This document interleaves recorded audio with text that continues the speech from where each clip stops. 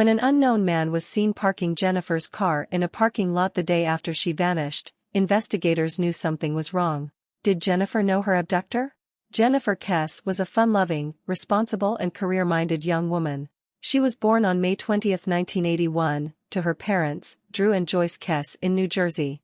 She had a younger brother named Logan, and the Kesse family moved to Florida when Logan and Jennifer were a bit older. Many of Jennifer's friends describe her as an incredibly loyal friend who would drop everything to support her friends, whether it be for breakups or birthdays. Jennifer attended the University of Central Florida and was living in Orlando. She had majored in finance and was offered a job as a project manager at a timeshare company where she had previously interned. Jennifer was thrilled to receive the job and within her first year was given 3 different promotions. These advancements in her career gave her the financial stability to purchase a brand new condominium at 24 years old. The condo was located in a safe, gated community with a security guard, which ultimately made her parents more comfortable with her living alone.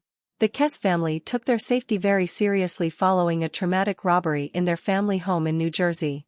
At the time, Jennifer was in a serious relationship with Rob Allen, and the two had just recently returned from a vacation in St. Croix. Jennifer last spoke to her parents on January 23, 2006, around 10 p.m. Jennifer spoke to her parents and her boyfriend while at her condo. The next morning, Jennifer did not show up to work, which was incredibly out of character. Jennifer was not the type of person to be late for work or skip work altogether, especially without communicating with her office. Her parents got a call from Jennifer's office informing them that Jennifer never came to work. Within minutes of getting that call, her family made the 2-hour drive to Orlando to check on her. Upon arriving at her condo, the family noticed that her door was locked and she seemingly left as if it were a typical day. The only items missing from her apartment were her keys, purse, and phone. That evening, she was reported missing. Jennifer is described as a 24-year-old woman with sandy blonde hair, green eyes, standing at 5 feet 7 inches to 5 feet 8 inches tall and weighing around 130 pounds. Jennifer has skin tags on the outside of her left hand, as well as birthmarks on her ribs, and one on the middle finger on her left hand. Kesse also has a cleft chin and a surgical scar on the inside of her left elbow. She has a tattoo of a shamrock on the left side of her buttock.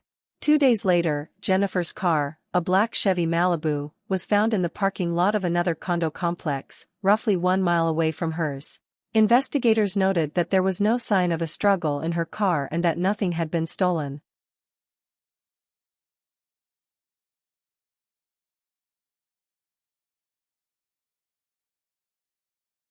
Further into the investigation, while looking into the condo complex where Jennifer's car was found, investigators found surveillance footage of an unknown individual parking Jennifer's car.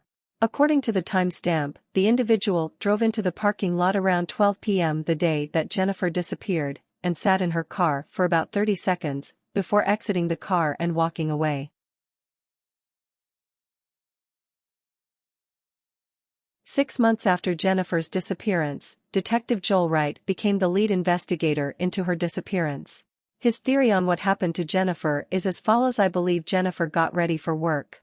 She showered, and got dressed, went outside of her condo, locked the door on the way out, and made it as far as her car. After that, I believe she was abducted. Almost 3 years later, the same detective continued to interview people while taking a fresh look at the case. A former housekeeper of the condo complex explained to him that the unknown individual on surveillance footage looked a lot like someone named Chino, because of his hair, clothing, and the way that he had walked. While looking further into Chino, investigators learned that he was a former maintenance worker at Jennifer's condo complex. He had done some work inside Jennifer's condo the week prior to her disappearance. Chino was serving time in prison for a statutory rape charge when investigators were able to track him down. When interviewed by detectives, Chino stated that he did not know anything regarding Jennifer's disappearance, and he later passed a polygraph. As of 2016, Jennifer had been missing for 10 years and was declared dead by the state of Florida. In 2018, Jennifer's parents sued the Orlando Police Department for a copy of the case file, reaching a settlement in March of 2019. This case file included over 16,000 pages of documents and over 67 hours of video and audio tapes. As a result of this settlement and lawsuit, the Orlando Police Department declared that they were no longer leading the investigation into Jennifer's disappearance, allowing her family to formally take over the investigation.